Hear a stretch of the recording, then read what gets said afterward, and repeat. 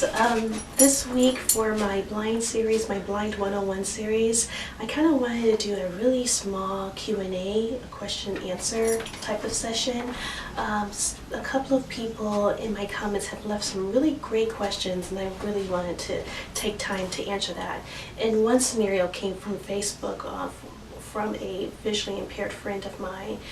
So I kind of just wanted to answer that real quick and deep dive and answer some of your guys' questions. The first one is the Facebook scenario. My friend is a young lady. She graduated college with a bachelor's of science, I believe, in California. And she's been looking for work for months. And she had the dilemma because when we go to depending on what type of training you've had to prepare you to move into employment in the workforce being blind, some people may tell you to, if you can, hide your blindness from employers until you actually get employed and get yourself in the door. Or do you let them from the get-go know, so that way from the other side the employers don't feel salty. I don't know what other word to say. And it's a really weird situation if you think about it, because with me, I won't be able to hide it because I have a white cane and a guide dog.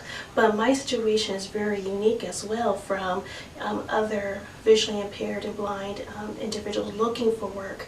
When I got my position, the company I was working for, I had sight. So I was already employed, and I lost my sight in course of being employed at that same company. So I never experienced having to pound the pavement with a disability sign around my neck and praying and hoping that people and employers don't have bias against me, that I can't do the job. And that's a really heavy milestone to bear, and how to address that, I'm not sure. That's why more than 75% of the blind community is unemployed. It's not because people are not capable. There's many blind individuals with so many degrees and experience, but just trying to get your foot in the door to prove yourself is a lot harder than people think. When you're visually impaired or blind, once you find an employer that trusts you and puts faith in you, you are extremely loyal to that company and try as much as you can to make sure you do a very good job, like anyone else, I'm sure. But you know, when it's really hard, when you have those kind of cards stacked up against you. So reading her plight, because I guess with the jobs that she was applying for, they were asking for proof of a copy of your driver's license, and obviously being legally blind, she doesn't have a license. But because she wasn't forthcoming about her blindness, it automatically made a situation of, why don't you have a license? Why don't you have this? And it's kind of like that catch-22 is like, well, if I tell you I'm blind, I'm already going to have this crutch, I'm not going to be in the candidate pool, but you know, I'm applying for an office job that I don't have to travel, yet you're still asking why I don't have a driver's license and only a state ID, and it's causing suspicion. And it's a really hard position to be in. The only thing I can say, not being in that situation myself, I hate giving advice, because I feel like I'm not equipped to do so. But if I was in that in those shoes, I would try everything I could in the volunteering world, internship, so that way people will get to know me on a personal level, and I can build my experience and resume in that way, and build those professional relationships in those scenarios, so that way it may turn into something that's actually paying if a position's open. They know me, they know what I can do. We already bypassed that stereotype and that bias of me being blind and what I can and cannot do.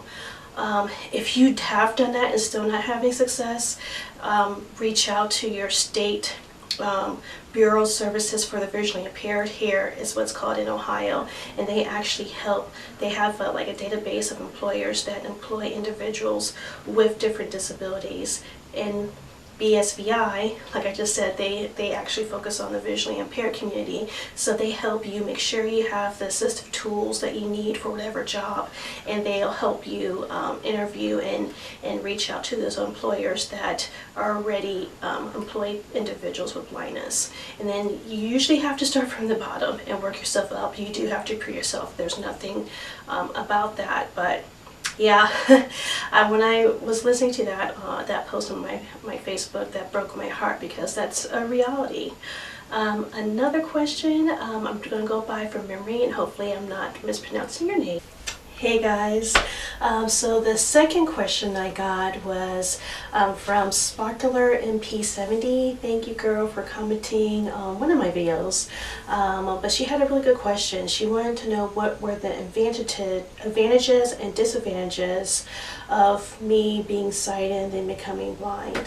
And I had to think about that question for a moment, because when I was first diagnosed, I did not see any advantages. I went through a really tough time, and a patch of depression, anxiety. I didn't like to be around people.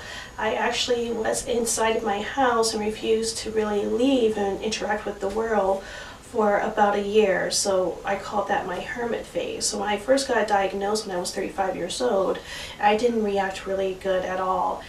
And it took me about a good 3 years to get comfortable in my skin and to finally accept what was going on with me. And I think that's one really good thing that I need to point out, because I don't really hear a lot of people speak about it. When you're first diagnosed with a life-changing disease, for me, no matter what resources are out there or what's at your fingertips to relearn a new way of life, until you're ready to accept the diagnosis, all those resources are for naught. You're not going to use them if you're not ready to accept what's happening to you. So that first couple of years was me accepting my diagnosis and understanding what it meant to my life. So when I was sighted, and I'm grateful and blessed that majority of my life I was sighted all the way through the age of 35 before I started losing my vision. I had a visual memory. I remember what colors look like. I remember what the details of objects are. So I heavily rely on my visual memory. Now obviously things change and are upgraded, but I at least have a reference point that I'm extremely grateful for. So I do really see that as a pro. Another pro, and when I was sighted, I was kind of like really driven with my career, really focused. I was selfish. I didn't really understand the plight of other ones that may have had a disability, and you know, I didn't really understand, nor did I make an effort to understand. And it's kind of sad that it took me going through something to finally open my eyes to a whole world of different diversities, different people, of inclusion, and the lack of inclusion of individuals within the abled community. And you'll hear me throw those terms around, abled and disabled, but basically abled means someone that hasn't been diagnosed with some sort of disability. So I kind of see that as a pro, because before I was thrust into the world of having a disability, I was really selfish. I really didn't think about other people but myself.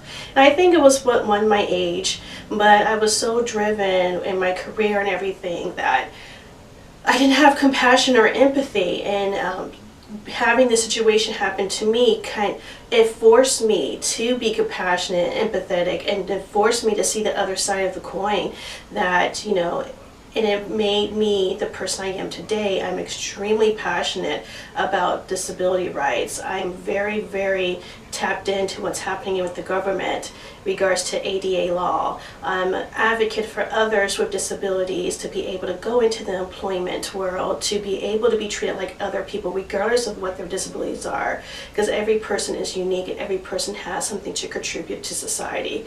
And I'm a huge advocate of trying to lessen the gap of implicit bias towards people that have a disability, and reduce the stereotypes of that particular community, and just to make us more integrated and seen, and get out of that hermit phase to have those conversations with people, to have them understand what someone goes through. Because honestly, vision is, I think it was a study from Perkins School, Blind School, people of all the disabilities, vision loss is the biggest one that people are scared of.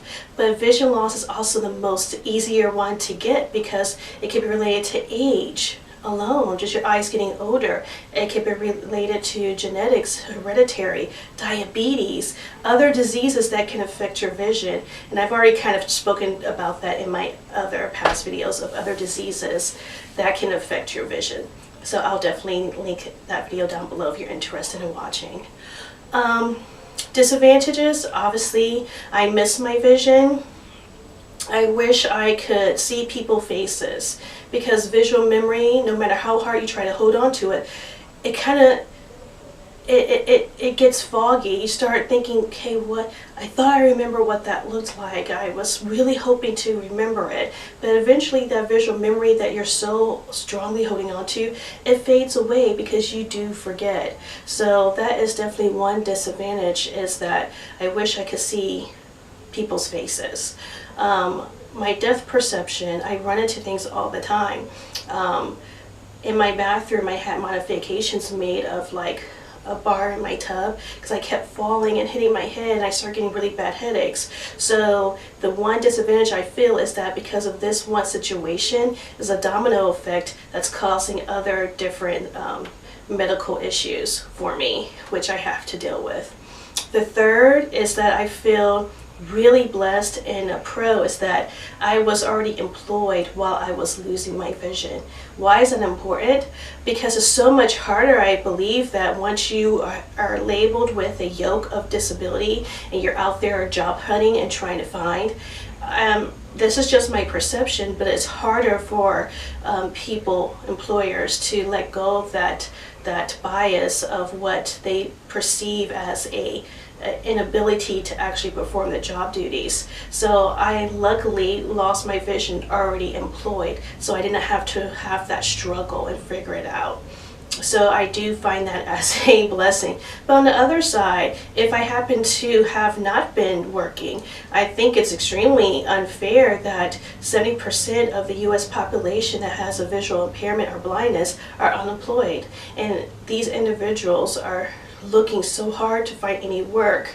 Again, they have degrees, they have education, they have experience, but just having an employer take not a risk even, but in their eyes a risk to take a chance on someone, it shouldn't be seen as that. It should be seen as an untapped talent pool. So how do we get that thought process, that culture of understanding injected into corporate America? I don't know, but I definitely want to be part of that advocacy to get that changed.